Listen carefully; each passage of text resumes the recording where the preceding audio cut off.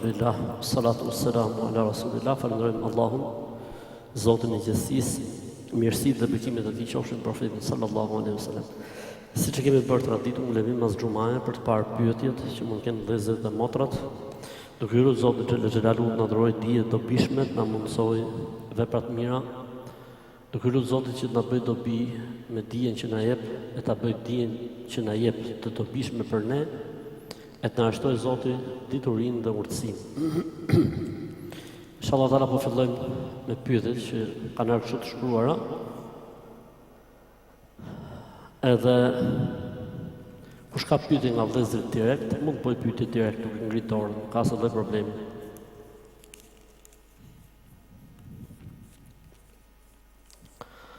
Për ne që kemi vendosur hijabin në jetën e kësaj bote, do të jemi në botën tjetër me hijab?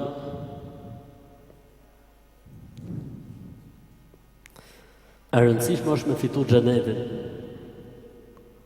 Po e fitove xhenetin, nuk ka lidhje me asnjë lloj problemi, stresin ngrirje. Atje ka lënë stresin ngrirje, në asgjësim. Në xhenet stresi ka lënë në asgjësim. Kështu që nuk mund bëhen matjet dhe llogaritë me llogaritë e kësaj bote, sepse hijabi për ne motor në këtë botë mund të jetë dhe sprovë. Jo po ke puna, apo ke shtëpia, jo po kënej, jo pa nej, gjitha nej. Po ndoshta edhe qefin e ka më dali qik, më duk, më hallakati qik. Po alhamdulillah ka vu hijabin se i friksohet Zotit. Tani thot po në xhenet, si do t'jetë halli? Thejme e para ta fitojmë xhenetin. Po e fitum stresin ngrirje. Kështu që kjo ka rëndësi me fitu xhenetin.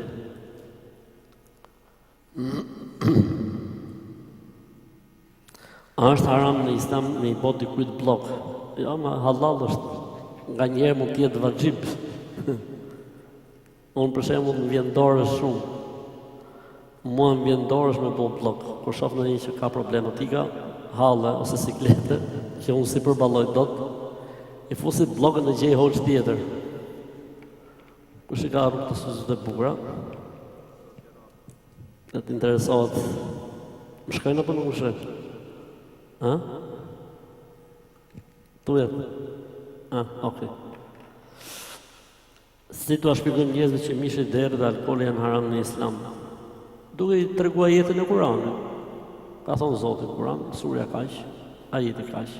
Alkooli është haram, surën Al-Maida ajeti 90. Po kështu edhe mishi derë. Ajeti tjetër dhe surja ku është. Çfarë do shpjegosh? Sprov. A ka argumenta që janë të dëmshëm për shëndetin? Ka argumenta sa dush. Po tani besimi nuk vjen si pasojë argumentave. Besimi vjen si pasojë bindjes. E zejnë, se alkooli nuk ishte asnjë dëm shëndetësor për një. E zejnë, kot, po flasim. Se e vërtet është që ka plot probleme shëndetësore. Ata që kanë probleme me mëlçin, e din shumë mirë. Takova një vllai i tite, i kam lënë thot gjitha, thash mashallah. Thash po pse? Kishte thonë doktorit, nëse vazhdon në këtë lloj gjendje që e pin alkoolin, edhe një herë të vetëm kishte thonë ta përsërisësh. Edhe një herë të vetëm. E zejnë sikur alkooli nuk vërtetuam dot asgjë shkencërisht se dëmton njeriu. Nuk vërtetuam dot asgjë. E zejnë kot, po them. Se mishi i derit ka probleme. E zejnë, nuk gjetëm asnjë argument vëlla. Tani da hajmë mishin e derit? S'da hajmë. Po s'ka do më vëlla. Ka vu Zoti sprovë. Thot Zoti mishi i derit është haram. Pra nuk është patjetër ne duhet të gjejmë disa fakte që themi për këtë arsye. Po ne shkencërisht futu në faqet jo islame, çfarë thon për mishin e derit? Çfarë thot mjekësia botërore, çfarë thot shkenca botërore për mishin e derrit? Kjo për të habit, që janë muslimanë dhe s'kan lidhje me fenë islam. Pastaj Zoti kot nuk e ka bërë. Apo, normalisht. Por nuk është kusht që unë ta di arsyeën fikse shkencore se pse. Unë duhet hecim me fjalën e Zotit dhe fjalën e pejgamberit sallallahu alajhi wasallam. E vërtetoj shkenca, nuk e vërtetoj shkenca, për mua kjo është e 34-ta në listë. Pra mu, fjala Zotit, fjala pejgamberit është njëshi.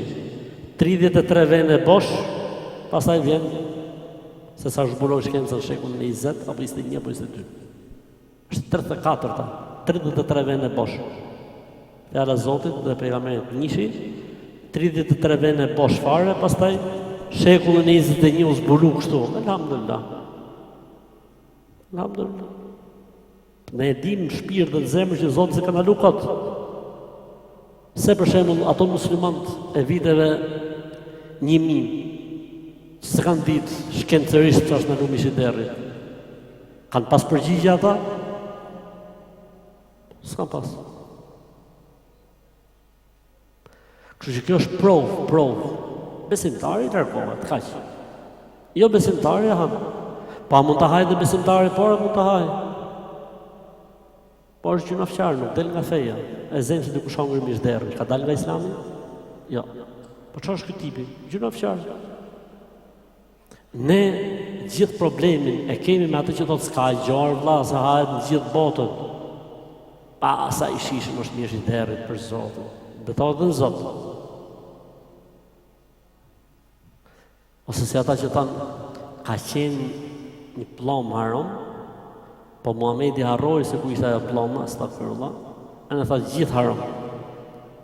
Muhabete kështu, muhabete filmash. Shkuptim ka shpërblimi, ka surja Fussilet, dhe kuptojnë ajetin 33 surës Fussilet, kush është në rrugë të mirë, sa e që tretë në Allah, dhe në veprat mirë.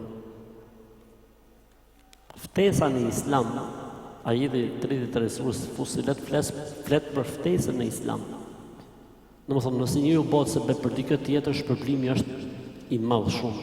Pse? Sepse është bërë sebeb për dikë. E kush kanë qenë sebeb për njerëzimin? Profetët. Ai kush i flet dikujt, është do bë punën e profetëve. Për këtë arsye tha Zoti: "Wa man ahsanu qawlan mimman da'a ila Allahi wa 'amila salihan wa qala innani minal muslimin." Nuk ka më të mirë te Zoti se sa ai që bën vepra të mira, beson Zotin dhe i fton njerëzit te Allahu, dhe thot me krenari që unë jam musliman. Ky është më i miri te Allahu. Pra e ndjen veten musliman, mundohet me bë vepra të mira sa më shumë dhe mundohet që të afrojë dhe njerëzit në fenë e Zotit. Kam sherrë në shtëpi, zihemi shumë. Çfarë duhet të bëj? Mos u zini. Çfarë do? Po nuk u tërhoq njëna palë nga debati dhe nga sherrri, gjithmonë nga për pas sherr.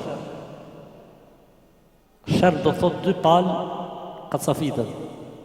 Momenti që njëna prej palëve është më e urtë dhe tërhiqet, pala tjetër i bjerë që ti bjerë i murit me kokë. Në dhe sherri thujmë falë, balla, ketë drejtë. Jenë familje, më ku ta çesh? Është nona, baba, gruaja, fëmia, vllai, motër, çfarë do bësh?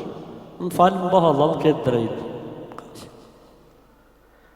Kur më ndodh që kur bëj një vepër të mirë, për shembull, ushqej në një kafshë, sikur jap se ta kam ndonjëherë kur jam në xhami, ndihmoj dikë me diçka shumë të thjeshtë për abdesin ose për rrobat, ndihem shumë mirë dhe veçanërisht këtë ndjesi të mirë e kam edhe tek kafshët. Pra kur i ndihmoj ato, a ka ndonjë shpjegim? Po, ka shpjegim. Ndjesia e mirë, mbasi njeriu bën vepër të mirë, apo ndjesia e trishtimit, mbasi njeriu bën një vepër të keqe, është argument i besimit. Pra njeriu, mbasi bën mirë, ndihet mirë, mbasi bën keq, ndihet keq, ky është argument se ka akoma termometër që i punon. Për këtë arsye ka një hadith që pejgamberi sallallahu alajhi wasallam ka thënë: "Men sarrathu hasanatuhu wa asa'athu sayyi'atuhu fa dhalika al-mu'min." Ka gëzon e mira e tij dhe ka bën të ndihet keq, e keqja e tij, ky është besimtari i vërtetë. Ky është besimtari i vërtetë. Është normale që njeriu falë namaz ndihet mirë. Është normal që njeriu që agjeron ndihet mirë, është njeriu kur ndihmon dikë, siç thot pyetja në fjalë, kur ja pushim kafshë ose kur thot ndihem mirë, alhamdulillah. Kjo është shenjë e mirë. Shenjë se termometri është në punë. A hyn si dita e nesërme në Islam mbas akşami? Dita e re në Islam hyn mas sabahut. Thirrët e ezanit sabahut ka hyrë dita. Ndërsa mas akşamit hyn nata e re. Nata është para ditës. Nata është para ditës. Për këtë arsye, nëse nesër është Ramazan, ne kur i falim teravit, nesër apo sonte? Kur? Son të ndargët, po si na gjërushëm. Ka hyrë nota e parë e Ramazanit. Nëse nesër është Bajram, ne son të ndargët do të falim taravih apo jo? Po jemi na gjërushëm sot gjithë ditën. Sepse ndargët ka hyrë nata tjetër. Pra është nata dhe dita. Nata përpara ditës. Po, këto gjitha ishin pyetje nga motrat muslimane, nga burrat muslimanë. Po. Wa alaikum salam.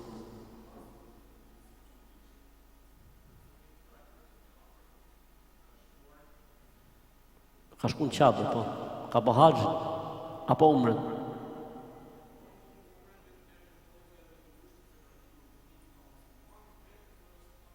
E ka marr kamioni.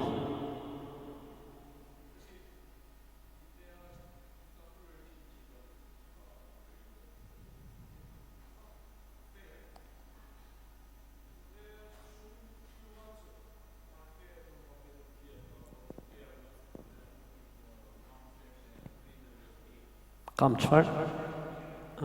Fenë e tërë. Po. Po mirë, inshallah. Elhamdulillah. Pyetja cila është? Tako Zotit, unë e Mahmet Kalaja. Elhamdulillah që ky njeri ka bo hapa pozitiv. Se nga një hiç shkresh në Qabe, nga një hiç postoj sa gjëra për Islam, po nga njerë e kap ajo xhahilijeti e tërheq mbrapsh. Elhamdulillah, mirë, është mirë. Inshallah Zoti më do udhëzon. Inshallah Zoti e forcon. Do të më bëj dua për të se ndoshta mund të jetë duaja jonë se pep që e të udhëzohet. Pejgamberi alayhis salam ngriti duart dhe tha o Allah Zoti, udhëzoje Islamin minjonit për 2 omerve, kush tjetë më i dashur tek ti, dhe udhëzo Omeri. Kështu që ne ti bëjmë dua Zotit, inshallah, ai xhahiliet që i kanë ngel, të udhëzohet, inshallah. Po, se kanë pyetje tjetër? Po, da. S'ka problem.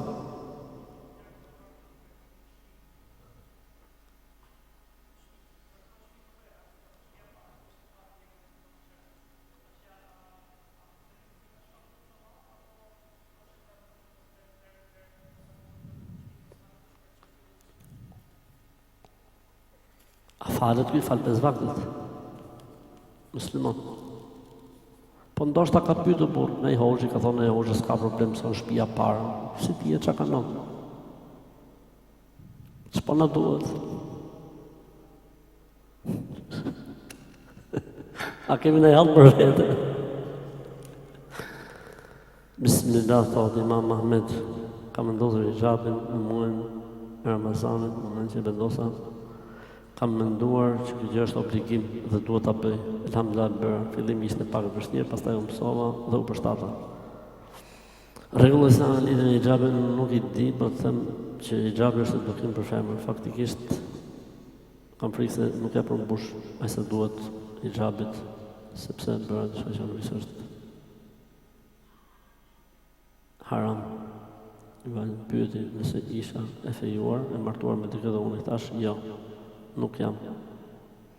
A jam ta kam vllajin i cili është si 6 vjeç punon në Itali. Po ne jemi rritur në një familje ku babai pinte alkool të vllai, pinte cigare dhe don dikë që ka nevojë për dikë që ta mbledhi.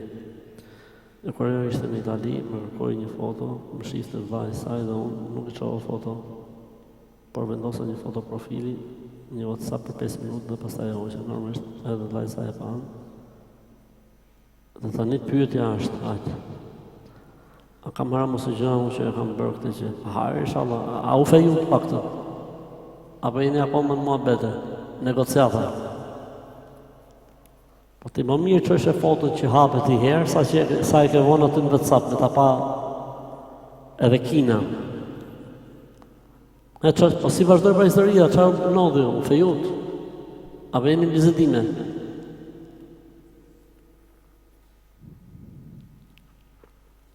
Se ama ka me dhonë përgjigjen. Hajër inshallah. Në rastet të tilla, nëse ja çon një femre, foton tate, edhe pse nuk je mbuluar, nuk ka problem, po i thua asaj që ta fshi për shembull, ta shoh me vllai dhe ta fshi. Ose ja çon me një hapje, i thu dëgjoj, po ta çoj një foto po hapet vetëm një herë. Kështu që kur ti jesh me vllain, shife. I ka bon teknologjia këto muhabete tani, nuk ka më problematika të tilla. Oh, se me kamera. Alo, a je me vllain tani po? Unë jam, e në ti e shifë vllain e asaj, edhe i të shifë të ty, edhe stresin ngrirje. Po tani në bone kurios, që nodhi më mrapa, a u fejut? Së përgjithë i vjen zatë, ka gratë e lartë, s'ka problem.